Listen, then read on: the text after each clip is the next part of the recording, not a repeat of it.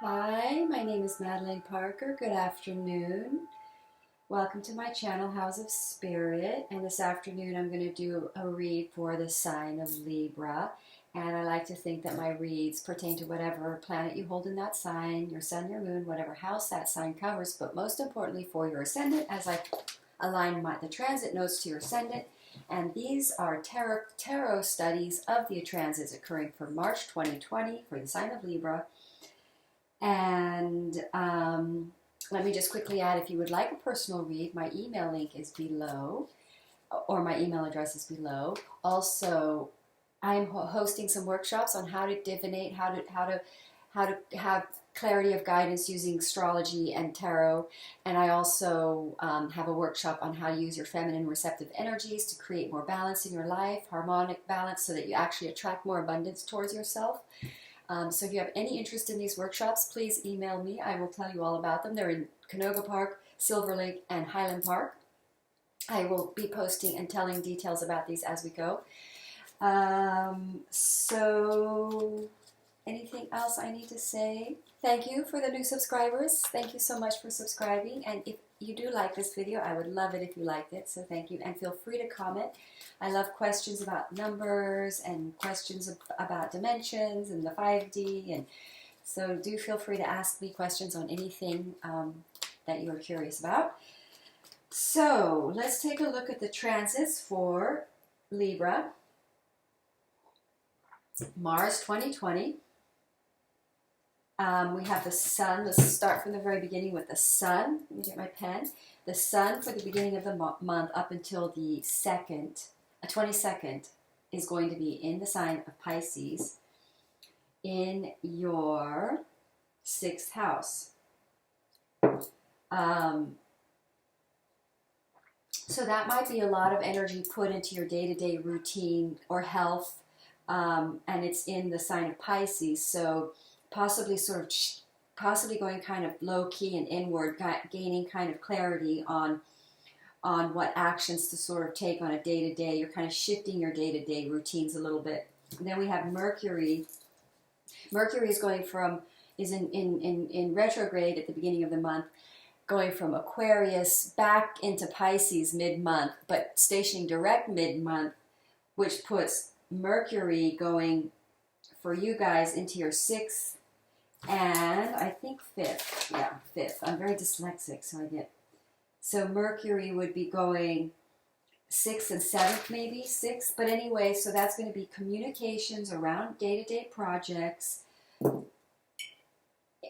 possibly projects from the past coming back that will put you out into the 11th house Aquarius energy for the tribe, that are possibly guru, higher in the light, Piscean channeled type spiritual projects, possibly that are higher consciousness,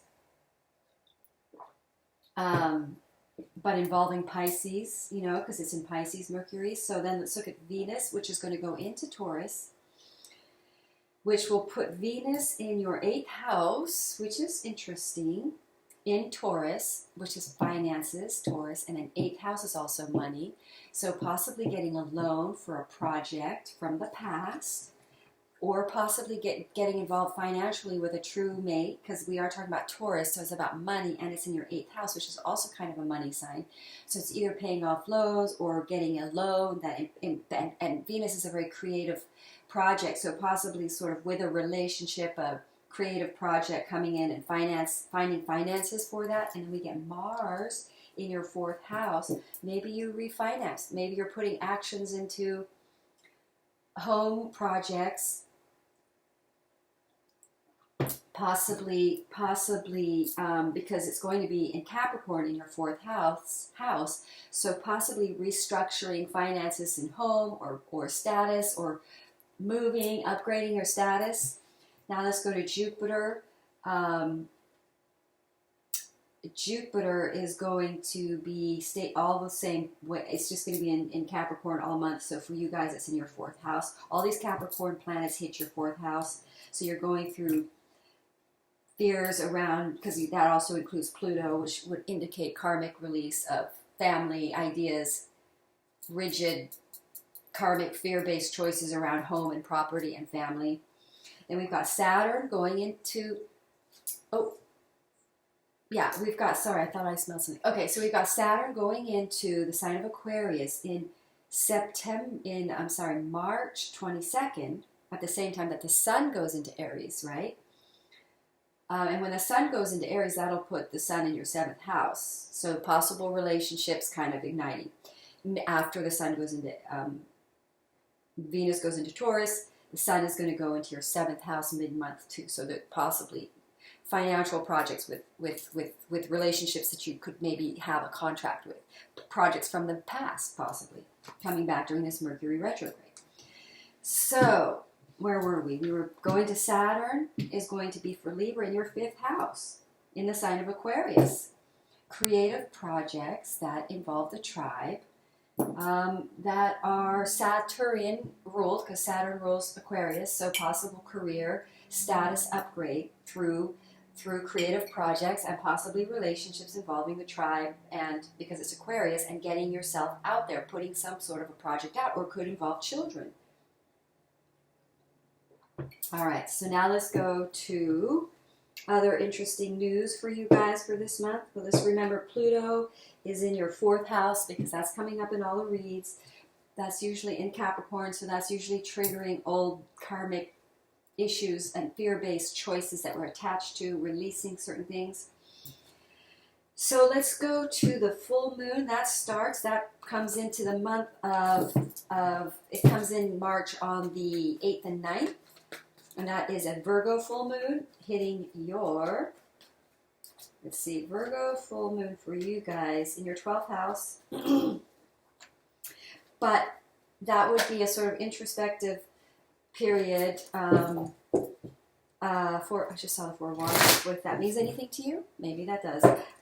So there's a sort of an introspective period, but then we get that new moon in the 7th house. When the Sun goes into your 7th house, I would say this could be a relationship start time. Some close personal, work-related, status upgrade relationships, putting you in the light, guru, because of Jupiter. Don't forget Jupiter in your 4th house, possibly putting you into more in-faith choices around home, living, and family. So let's see what how the cards galvanize all these placements. Take a look, calling in Libra's highest guides and angels to be with us in this read so that we may guide Libra to their highest best destiny in love and light. And North Node in your 10th house, guys, so that's career shifting to, and it's in Cancer, so heart-based career focus that is, shall we say, for the greater whole, vocational purpose, life purpose, so you're kind of being shifted to your heart's true purpose. So let's have a look here. 10 of Swords, Ace of Swords, Knight of Pentacles, Emperor, Queen of Wands, Ace of Wands. This is that new beginning possibly that we are talking about for the 7th house. So, yeah, there we go. I think cohabitation, because we got all those planets in the 4th house. I mean, we've got those Capricorn planets in the 4th house, Pluto in your 4th house, shifting your belief system around family, around properties or where you live, and shifting away from karmic choices, thoughts of choices, family, that are old thinking, that are stuck, oppressive, that are blocking of the truth of the heart, that are security, fear-based. And then you're shifting into a new start. Look at that, double, double, double, double. New starts right there in love and romance and sex and home. So now you're on the other hump of this Pluto thing. So now because we're all kind of on the other side of this Pluto transit, where I think the karmic clearing sort of hit its peak point around January. Triggering was probably pretty bad. If you still had a lot of triggering left to do around your issues, wherever Pluto is in your chart. And I'm finding that the triggerings are just a little less. They're less impactful. So we're on the other side of this. So we're sort of getting to the other side. We're starting to have more faith in in the divine, in Jupiter, because Jupiter being a Capricorn is pushing everyone to sort of take more in-faith choices around their career. And that's what's going to initiate new beginnings and releasing negative thoughts and conflictions and arguments too from the past issues. We have all these 7th house placements. We've got the sun going into your 7th house, and we've got the new moon in your 7th house. Oh, new beginnings in love and relationships. That's very clear. That turn into cohabitation. And I would say these are for the long haul. I would say this is the deal. Relationships that are going to stand. These are divine. This is divine partnership. It may progress initially because we have this Venus in Taurus. It's possible a business around a divine partnership goes forward that may feel a little out of alignment, may feel just about money. Don't worry. It's not. This is divine partnership, reignition of true love starting. So maybe at the beginning of the period of March, it's still confusing as to the status of this relationship, because now any 7th house relationship is a contractual relationship. This is karma. This is the devil is also contractual. Relationships that are, because it's Saturn and Capricorn, for the long haul, but at the beginning of the month, we're going to be a little confused. Pisces is confusing still, hazy. And then we get clarity, boom, knowing who your divine mate is. Possibly fire sign feminine if you're masculine. Libra's a masculine energy. So you're going to, and this looks like reignition of passion and desire and sex. Or love, making love. Knight of Swords, communication coming in. Clarity around this relationship. Action coming in towards it. Almost obsessive. Everybody's restored to the power on the other side of this Pluto issue. For you guys, it's in your 4th house, so shifting codependent issues around family. You're more in your power. You realize the choice. Look, you've got Ace of Swords, Ace of Wands, and I'm surprised we don't have the Ace of Pentacles here. So there's really a going away from the thinking around a conflicted situation in a relationship that you now have clarity around, that turning away from makes you really unhappy, but also drops your financial abundance. So I think this is like a partnership, a marriage or partnership that is a divinely supported partnership, because all these aces indicate divinely supported new initiations that will bring you an abundant finances, upgrade financially. This is a union for expansion of the abundance. Venus in Taurus, for you guys, is in your, get that again, let me a reminder, in your 8th house. So possible finances come in, like a loan comes in in order to do a project around the 4th house. It's possible you get money to go forward with a 4th house project of home, and this really does increase abundance. So this is a new initiation. When that new moon goes into Aries, boom, Aries, it looks like boom, divine partnership coming in for you, where you take a project forward together that really does. This could have been a project that was turned away from though prior. Because there might have been negative thinking around an argument around this. So we have this Mercury retrograde for you guys in the 6th house. So this might have been, and in Pisces, so it's emotional water sign energy. So there might have been a project from the past that there was negative thinking around, or you thought couldn't happen in your heart space. You just knew it couldn't happen because there was confliction around it. Communication now puts you guys back. If this is divine partnership, possibly a relationship coming in from the past, divine partnership in order to initiate forward a project that really ignites finances. Whoever had somehow this relationship may have ended, but there's been nothing but grief and stress turned away, causing awakening. Energies turning around, coming in, reigniting relationships. Looks good, Libra. Awakenings. Starting out of the months, a little confused, still thinking something's over, but confused about it, communicating to gain clarity around it, seeing that this project needs to go forward. It was one you turned away from. Divine wants this project. Also, to materialize this relationship.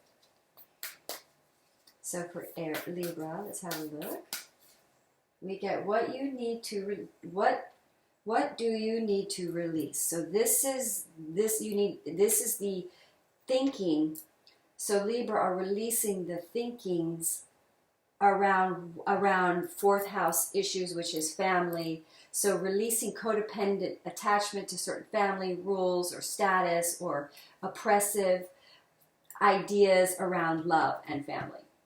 And the idea that something in your hearts that you love is over, that you were conflicted about, reignites. And the reason it reignites is because you can't handle the stress of turning away. You realize it just causes stress in your life. Turning away from it, this relationship has caused you stress, which is why I think this is about a relationship from the past. Take time to breathe out.